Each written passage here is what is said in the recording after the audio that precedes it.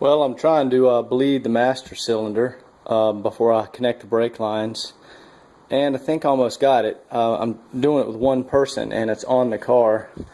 So I rigged up some little fittings here, some little brake lines, and then just put some bleed tubes on there so I can see the bubbles. And on that side I had a nice little clamp to hold the line in there, and I just made this side longer so it forces it to stay down in there.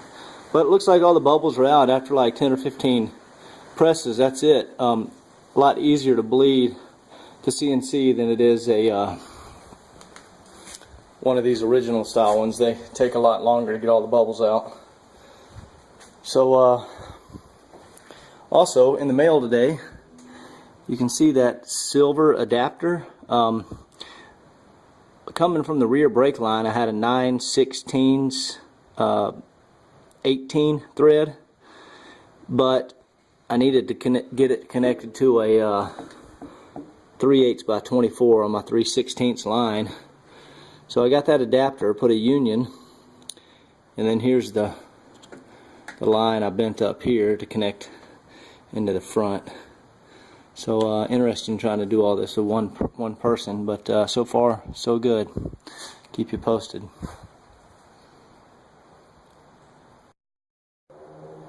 Alright, so I bled the master cylinder and I undid the lines and put some little blue caps in there. And the instructions on the CNC say to put thread lock compound, whatever, Loctite, on the threads that go into the front of the master cylinder, the fittings. So basically I had the caps on there. I unscrewed those fittings and quickly put my finger over the hole, and then Loctited the bolt and removed my finger and put it back in there. I just got a couple of drips out the front while I did that, but yeah, that should work. And now I'm going to connect the lines and bleed the brake system. Okay, finally have brakes done. Got the stainless braided flex lines run to the back of the Wilwood. That's about the only angle it wanted to do on this side. That looks good to me though. And got the new lines attached and run.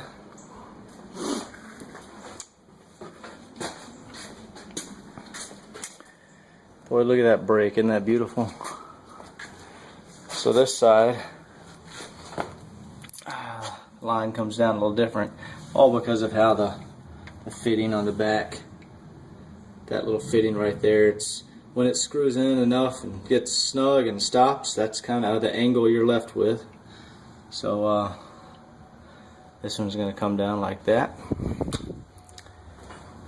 And I got my rear line. I got the little adapter on there so I wouldn't have to take the 9/16 tube nut off the rear line. I got that steel adapter into the brass union, into my custom line, into the DIN fitting, which goes to the frontal master cylinder, and then, or the rear master cylinder, and the front master cylinder. Comes over to that T fitting, goes through the original swirly, they look like those straws we used to drink out of as kids, but that's how GM originally did it. So the brake system is finally done. And now I just have to bleed the brakes. So bleeding with a dual master cylinder, I guess I will have to crack open a front and a rear at the same time so both cylinders can be bleeding. Otherwise you'll get one cylinder that is bled and the other that's not.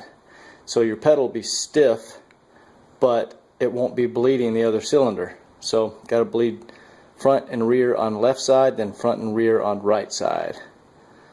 Anyway, thanks for watching.